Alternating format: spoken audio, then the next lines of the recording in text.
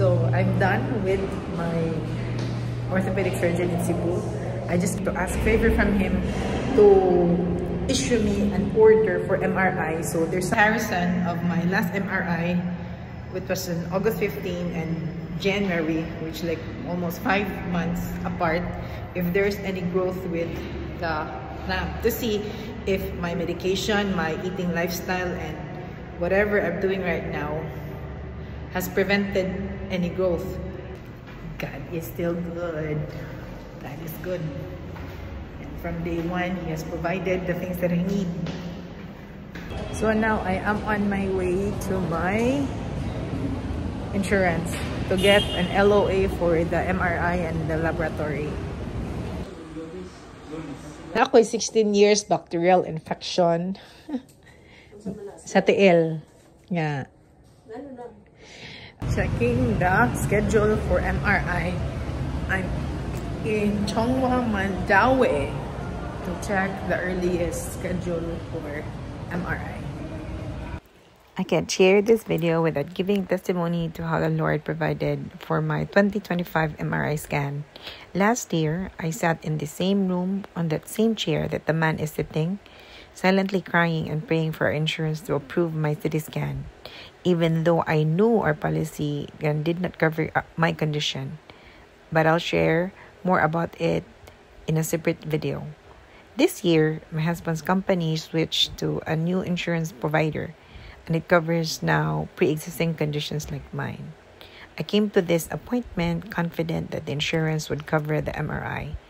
Imagine it cost 16,000 pesos, which is around $330, an amount we could not afford, especially with another major surgery ahead.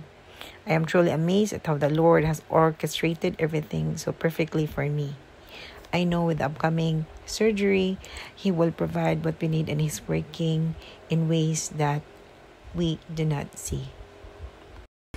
Wala kay asma, no? Wala ra. When mo ka magpa-scan? January 13, 2 p.m. January 13, 2 p.m. Sige, ako na. Prednisone, 50 mg per tab, 3 ka-tablets. Okay. Okay? Kani tanan. Okay na tanan. Kulay stars number 1, ma'am. Oh no. So number 1.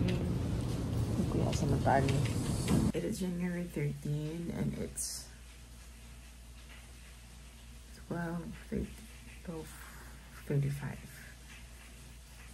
Tony woke me up because I told him that I need to take my pre-medication for MRI. So I'm here.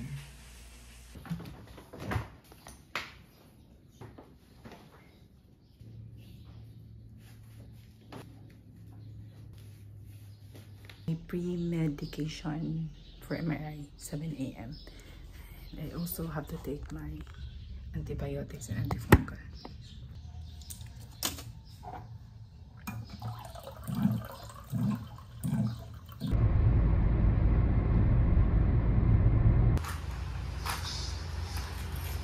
My third pre-medication for MRI with contrast, since allergic to amoxicillin, so they have to let me inom this.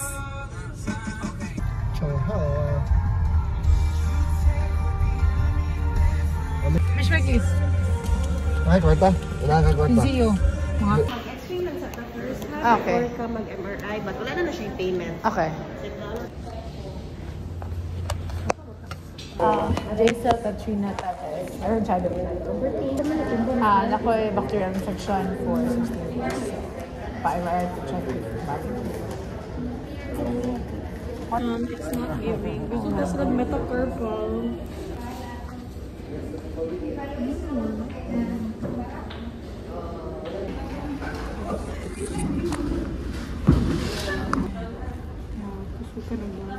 Kadlukan kay wala sa nang chawal dili mga buhat ta.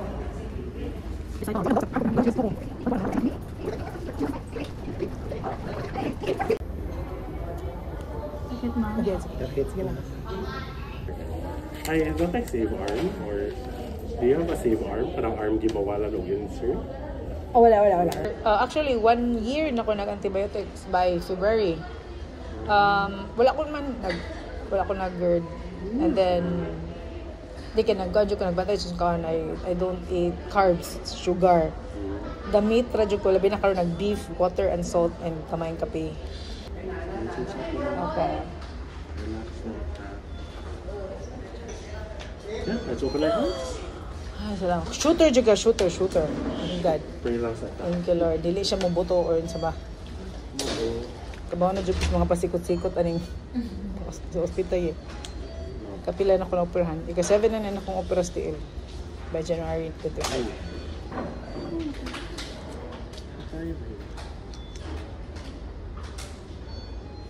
Sorry, awkward kayo. So I just got out from MRI at exactly 6 p.m.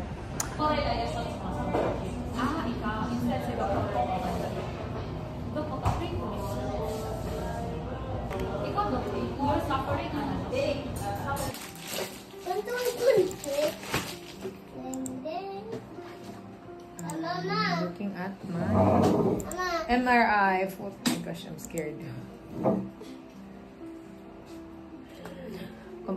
Plain MRI of the right foot dated 9/9 and done yes. Multiple pulse sequences of the right foot were obtained in multiple views. There is a slight reduction in size of the previously reported infiltrating mass along the medial half of the forefoot, currently measuring approximately. The present contrast study shows that this exhibits heterogeneous contrast enhancement.